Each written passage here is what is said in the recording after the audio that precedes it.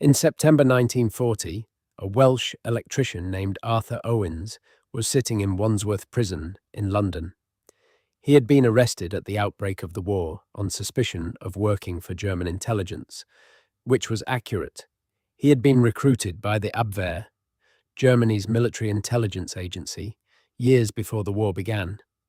He had a radio transmitter hidden in his suitcase. He had a handler in Hamburg who was waiting for his reports. MI5 offered him a choice: transmit messages under British control or face a military tribunal. The tribunal, in September 1940, for a man with a German radio and documented contact with German intelligence, had one likely outcome. Owens chose to transmit. He became the first double agent in what would eventually become the most complete intelligence deception in the history of modern warfare. His code name was Snow. He did not know, in the autumn of 1940, that he was the beginning of something. He thought he was one man saving his own life. He was actually the foundation of a system that would, within 4 years, control every single German agent operating in Britain and use them collectively to deliver a lie so convincing that it changed the outcome of the war. The system was called Double Cross. The name came from the 20 Committee, the MI5 body that ran it, named after the Roman numeral for 20, which is XX, which is also 2 crosses stacked on each other. The people who built it had a sense of humor about what they were doing. They were crossing the Germans. They were doing it twice. They named their organization after the symbol. John Cecil Masterman ran the 20 Committee from its formal establishment in January 1941. He was an Oxford historian, an international sportsman, a part-time detective novelist, and, by every account of people who worked with him, one of the most intellectually formidable men in British intelligence during the war. He was not a spy in the conventional sense. He was an administrator and a strategist, a man who understood that the value of a double agent was not the individual information he could provide, but the system you could build around him if you managed the relationship with his German handlers correctly. The system worked like this. Germany sent agents to Britain. Some arrived by parachute into English fields at night. Some arrived by boat along remote coastlines. Some were already in Britain, having been recruited by the Abwehr before the war and given instructions to wait. When they arrived, or when they activated, MI5 was usually waiting. The agents were arrested, taken to a secure facility, and given the same choice Owens had been given: work for us or face the tribunal. Most of them chose to work. What happened next is what separated Double Cross from any other counterintelligence operation of the war. MI5 did not simply silence the captured agents, it kept them transmitting. It kept them writing letters to their handlers in Lisbon and Madrid. It kept them receiving money, instructions, and questions from the Abwehr as if nothing had changed. From the German side, the agent had arrived in Britain, established himself, built his network, and was now operating exactly as planned. The agent was sending back real-sounding reports, answering real intelligence questions, maintaining real relationships with his German contacts. None of the reports were real. Every message was drafted in 5 offices, reviewed by Masterman's committee, approved by senior military commanders, and only then transmitted. The agents were the faces on a puppet show that MI5 was operating from behind a curtain the Germans could not see. By the end of 1941, MI5 knew something that should have been impossible. They knew, because Bletchley Park had broken the Abwehr's radio codes in December of that year, that Germany was reading their double agents' messages and trusting them. They could read the Abwehr's own internal communications. They could see which reports were being forwarded to German military headquarters. They could see which agents had been flagged as reliable sources. They could see, in real time, what Germany believed about Britain, and what Germany believed about Britain was almost entirely what MI5 had decided Germany should believe. The practical implications of this were staggering and took time to fully understand. If you controlled what Germany believed, you could control where Germany looked. If you controlled where Germany looked, you could control where Germany did not look. And if you controlled where Germany did not look, you could move armies, ships, and supplies through the blind spots you had created, and Germany would not see them until it was too late.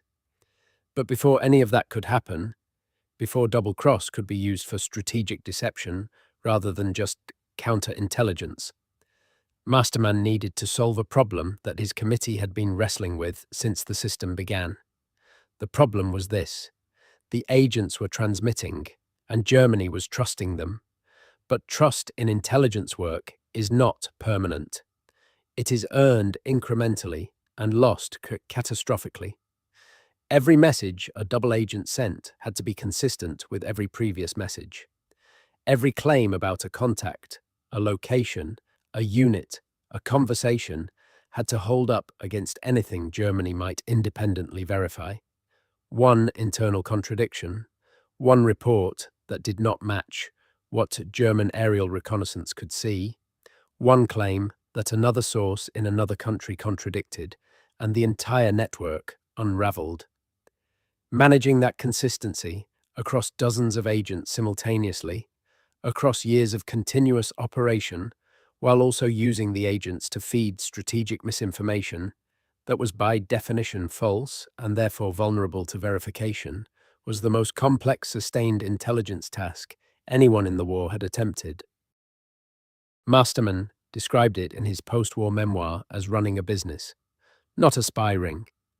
He meant that the bureaucratic and organizational challenge of maintaining coherent false narratives for multiple agents simultaneously, while coordinating with the military planners who needed the deception to serve specific operational goals, was fundamentally a management problem, rather than a romantic cloak and dagger one. The Germans never understood this about their enemies. The Abwehr thought in terms of individual agents, individual operations, individual reports. They did not think in terms of systems. They did not ask why every agent they sent to Britain consistently produced reliable-seeming intelligence without ever being caught, without ever going silent at a suspicious moment, without ever producing a report that contradicted another report. The answer to that question, if anyone in the Abwehr had asked it with sufficient persistence, was obvious. You cannot have 20 agents in a hostile country, all performing perfectly, unless someone is controlling all 20 from the same room. Nobody in the Abwehr asked it, not persistently enough, not until it was too late. There is one man in this story who makes the impossibility of the double-cross system feel real rather than abstract. His name was Juan Pujol Garcia. He was Spanish, 30 years old, in 1942 when MI5 brought him to London, and he had begun his career as a double agent before Britain even knew he existed. He had walked into the German consulate in Madrid in 1941 and offered to spy for the Reich. He had no intelligence training, no contacts in Britain, and no intention of actually working for Germany. He despised fascism with a personal intensity that his biographers have traced to his experience of the Spanish Civil War. He wanted to help the Allies, and he had calculated correctly that the most useful thing he could do was get himself trusted by the Germans first. The Germans accepted him. They gave him instructions to go to Britain and recruit a network of sub-agents. He did not go to Britain. He went to Lisbon, bought a tourist guide to England and a map, and began fabricating reports about a Britain he had never visited, sourced from agents who did not exist, describing events he had invented, using railway timetables from the tourist guide to make his travel claims internally consistent. He sent these reports to his Abwehr handler and waited to see if they would be believed. They were believed completely. The Abwehr paid him, praised his work, and began forwarding his reports to German military headquarters as reliable intelligence from an established source inside Britain. When British intelligence intercepted some of his fabricated reports and tried to identify the real spy who was sending them, They launched a counterintelligence operation to find a German agent who turned out to be a Spanish amateur sitting in a Lisbon apartment making everything up. When MI5 finally tracked him down and brought him to London in April 1942, they gave him the code name Garbo, the best actor in the world.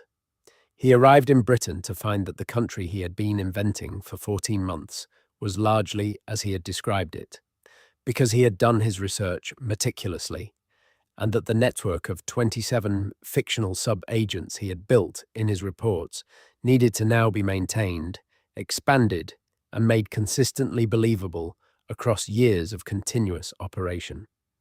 He sat down at a desk in London with his MI5 handler, Thomas Harris, and began writing letters to Madrid. On the morning of July 29th, 1944, a radio message arrived at a house in northwest London where Juan Pujol Garcia was working at a desk covered in handwritten notes. The message was from his Abwehr handler in Madrid. It informed him that Adolf Hitler had personally authorized the award of the Iron Cross Second Class for his extraordinary services to the German war effort. The message added that such a decoration was normally reserved for frontline combatants and that the Führer's personal involvement in approving it reflected the depth of Germany's gratitude. Pujol read the message, set it aside, and sent a reply expressing his humble thanks for an honor he was truly unworthy to receive. 4 months later, on a November evening in 1944, MI5 director David Petrie hosted a quiet private dinner. There was no announcement in the London Gazette.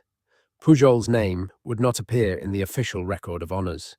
He had been made a member of the Order of the British Empire by King George VI, but the circumstances required complete secrecy, so the citation was filed in a classified annex that would not be opened for decades. When Petrie presented him the medal, the other guests at the table knocked on the wood in congratulation. Pujol had prepared a short speech. He gave it. He said afterward that it was one of the most moving moments of his life. He was the only person in the Second World War to receive military decorations from both sides for the same work. The Germans gave him an Iron Cross for intelligence that had cost them the war. The British gave him an MBE for providing it. To understand how Pujol reached that dinner table and why both decorations were real and both were deserved from the perspective of the organizations that gave them, you have to go back to the spring of 1944 and the problem that the Allied High Command had been wrestling with for 2 years. The problem was this: the invasion of Europe had to land somewhere on the French coast. Germany knew it was coming.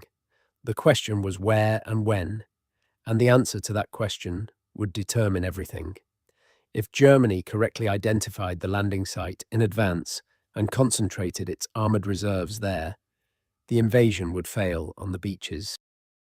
If Germany guessed wrong and kept its reserves away from the actual landing site, the invasion force had a chance to establish a foothold before the armour arrived. The difference between those two outcomes was, at a conservative estimate, several 100,000 lives. Normandy had been chosen. The beaches were the right distance from Britain for the logistics to work. The terrain behind them allowed for breakout, and the port of Cherbourg at the end of the peninsula was a realistic objective in the first weeks. But Normandy had a problem that no amount of planning could eliminate. Every German military calculation about where the invasion would land pointed to the Pas de Calais. It was the shortest crossing of the Channel. It was the most direct route to Germany. It was the obvious choice, which meant that any competent German commander would put his best forces there and watch it carefully. The Double Cross Committee's assignment, from early 1944 onward, was to make Germany wrong about something it already believed it was right about. Not to create a new belief, which is difficult, but to reinforce an existing one and bend it in a direction that served Allied purposes. Germany already thought the invasion would be at Calais. The committee needed Germany to keep thinking that even after the landings at Normandy had begun, even when the evidence on the beaches was saying something different. This was Operation Fortitude, and its central instrument was Garbo. By January 1944, Pujol was transmitting more than 20 messages a day to Madrid. His fictional network of 27 sub-agents had been operating for nearly 2 years and had established a record of reliability that Abwehr headquarters in Berlin considered exceptional. 62 of his reports had been included in German military intelligence summaries circulated to senior commanders.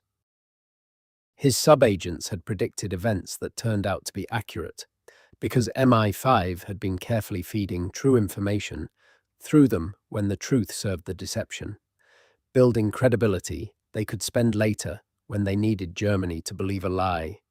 The lie they needed Germany to believe was this: the 1st United States Army Group, commanded by General George Patton, was massed in southeast England preparing to cross the Channel to Pas-de-Calais.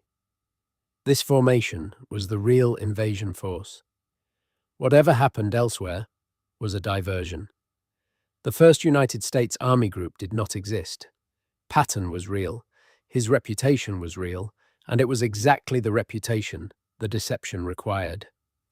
German military commanders considered him the most dangerous American general in Europe, the one most likely to lead a major offensive operation. His presence as nominal commander of the Phantom Army Group gave it credibility that no fictional general could have provided. So Patton was assigned to command an army that was not an army, told to be visible in southeast England, and given the task of being seen inspecting camps, reviewing troops, and making speeches near the supposed concentration areas, all while knowing that every German intelligence asset watching him was feeding reports back to Berlin, confirming that his force was real and preparing to strike. The camps existed in the form of inflatable rubber tanks pumped up with bicycle pumps. The aircraft on the airfields were plywood and canvas. Vans drove in circuits around the concentration areas, transmitting radio chatter that simulated the communications traffic of real divisions. Division newspapers were printed for units that had no soldiers. Wedding announcements and sports results for fictional regiments were placed in local papers that German intelligence monitored. The fiction was maintained at every level of detail because Masterman's committee understood that credibility is not a single argument. It is 1,000 small, consistent details that accumulate until the picture seems too complete to be invented. Garbo's role in this was to be the most trusted voice confirming what Germany already suspected. Through the first months of 1944, his reports described the Army Group's build-up, the movement of units, the morale of soldiers he claimed his sub-agents had spoken to, the supply preparations that indicated a force preparing for a major operation. Every report was drafted in the M1 office in London. Every report was checked against every previous report for internal consistency. Every report was reviewed by senior British military commanders who needed to know exactly what Germany was being told about British force dispositions before authorizing the message. Then, June 6th arrived. Allied forces landed in Normandy at first light. By mid-morning, the Germans knew the scale of the operation.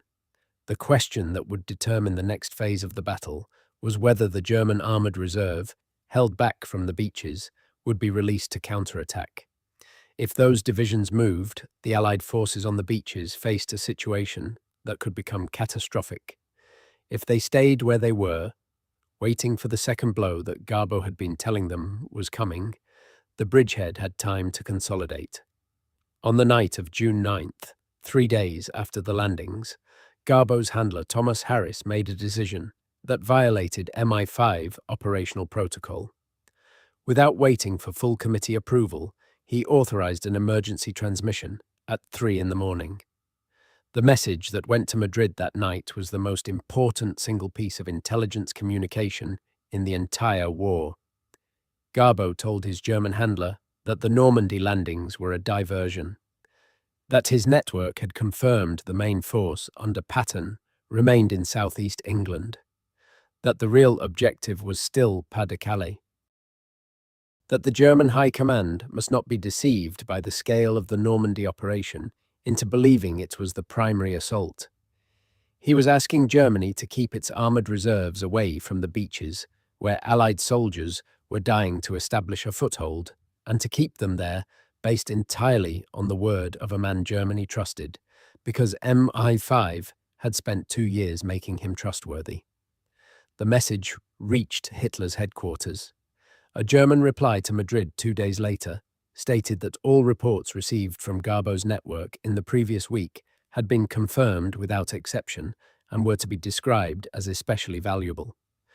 German commanders in the west refused to release armoured divisions from the Calais area to Normandy. They waited for Patton's attack. Patton never came. The attack never came. But the divisions stayed and waited, and by the time Germany accepted that the second invasion was not going to materialize, the Allied bridgehead in Normandy had grown large enough to be irreversible. German armoured divisions sat within striking distance of Normandy for 7 weeks after the landings. More than 20 divisions held in reserve, waiting for an attack that existed only in the reports of a Spanish man who had never been a soldier, whose sub-agents had never existed, whose entire intelligence network had been built at a desk in London, using tourist guides and imagination. The Iron Cross arrived 6 weeks after that message.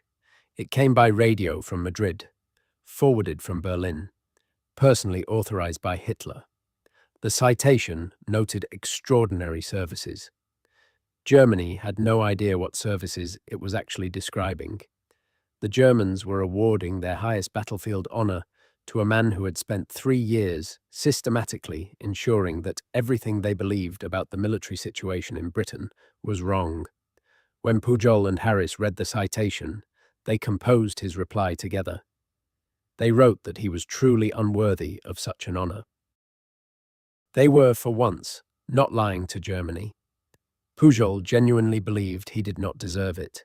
He had been doing the only thing he knew how to do, which was deceive the people he despised, and he had been doing it so well that the people he despised were thanking him for it with their highest decoration. Harris filed the message. Pujol signed it. The reply went to Madrid. In November, at the private dinner where Petrie presented the MBE, the guests knocked on the table in the old custom, and Pujol gave his short speech. He said it was a moving moment. He said he was proud. He had prepared the speech in English, which was not his first language, and he had practiced it enough times that it came out smoothly. He was by any measure the greatest actor MI5 had ever employed. They had named him after Greta Garbo, and they had not been wrong. The best performance of the war had been delivered not on a battlefield or in a cabinet room, but at a desk in northwest London, by a man writing letters to people who trusted him completely, in a language that was not his own, about events that had not occurred, signed with a name that was not his.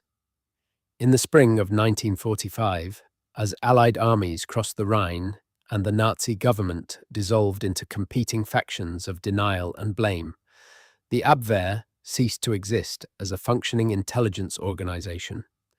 It had been formally dissolved by Hitler in February 1944 after a series of defections and failures that he blamed on incompetence and disloyalty. Its last chief, Admiral Wilhelm Canaris, had been arrested, accused of complicity in the July 1944 assassination attempt, and was awaiting execution in a prison camp. Nobody inside the collapsing German command structure paused to ask the question that would have explained almost everything. Nobody looked at the intelligence record of the entire war and asked why every single agent Germany had sent to Britain had apparently performed well, reported consistently, and yet Germany had lost every strategic surprise it had attempted on British soil. Nobody asked why the agents had been so reliable and the outcomes had been so catastrophic. The question that would have unlocked the answer was never formally asked because the people who might have asked it were either dead, imprisoned, or focused entirely on surviving the next 72 hours. The answer when it finally emerged, was this. Every agent Germany sent to Britain had been caught. Every single one. 115 agents over 5 years of war. The only possible exception was one man who had arrived without a functioning wireless transmitter and had committed suicide before MI5 found him. Every other agent Germany believed was operating in Britain had been working under MI5, direction from the moment of his capture. The entire German intelligence network in Britain had been a British intelligence operation for the entire duration of the war. Germany had not lost a secret intelligence contest. Germany had not competed in one. John Masterman wrote this up in a classified report in 1945, filed it with MI5 and the War Cabinet, and then watched it disappear into the classified archives where it sat, unread by the public, for 27 years. The British government had no interest in explaining how the double-cross system worked. The war had ended, but British intelligence still existed, and the methods that had worked against Germany might work again in different circumstances, against different adversaries. The report was classified not because it was embarrassing, but because it was still useful. Masterman found this intolerable. He was 62 years old in 1945 and had spent 4 years running the most successful intelligence operation in British history. He had done it without public recognition, without a military rank, without the title or decorations that would have marked the achievement in any other context. He had been an Oxford Don before the war, and he returned to Oxford after it, and the people around him knew only that he had done war work in London of an unspecified nature. The work was unspecified because it had to be, and Masterman accepted that without complaint. But he had written the history of it in 1945 because he believed the record should exist somewhere, and he found it increasingly difficult to accept that the record should exist nowhere accessible. Through the 1950s and into the 1960s, he watched British intelligence's public reputation deteriorate through a series of espionage scandals. George Blake, a senior MI6 officer, was revealed in 1961 to have been a Soviet agent for 9 years, compromising hundreds of Western intelligence operations. Kim Philby, another senior MI6 officer and one of the most celebrated figures in British intelligence, defected to Moscow in 1963 after years of suspicion, having passed intelligence to the Soviets since the 1930s. The public perception of British intelligence by the mid-1960s was of an organization populated by traitors, managed by people too trusting and too upper class to recognize subversion when it sat in the office next door. Masterman watched this with the particular frustration of a man who knew what the organization had actually been capable of at its best. He had written the proof in 1945, and it was sitting in a filing cabinet in Whitehall. The failures of the 1950s and 1960s were real, but they were not the complete picture. The complete picture included something extraordinary, and the extraordinary part was being withheld while the embarrassing parts were filling the newspapers. He asked formally for the report to be declassified. His request was denied. He had friends in high places, former pupils now in senior government positions, colleagues who had worked alongside him during the war. He used every connection he had, and none of them were sufficient to overcome the institutional resistance to publication. The Official Secrets Act was cited. The argument was that even post-war disclosure of intelligence methods created vulnerabilities. Masterman believed that this argument was being made more to protect institutional pride than national security, but he could not prove it, and the government was not required to explain its reasoning. So he did something that no senior British intelligence official had ever done. He kept his personal copy of the manuscript, the one he had retained without authorization when the classified copies were filed away in 1945, sent it to Yale University Press in the United States, and secured an American publishing contract. This put the British government in an impossible position. It could prosecute mastermen under the Official Secrets Act, which would generate a public trial, extensive press coverage, and the revelation of everything it had been trying to suppress. Or it could negotiate. It negotiated. Certain passages were redacted. Specific operational details that remained sensitive were removed. In 1972, 27 years after Masterman had written it, the Double Cross System was published.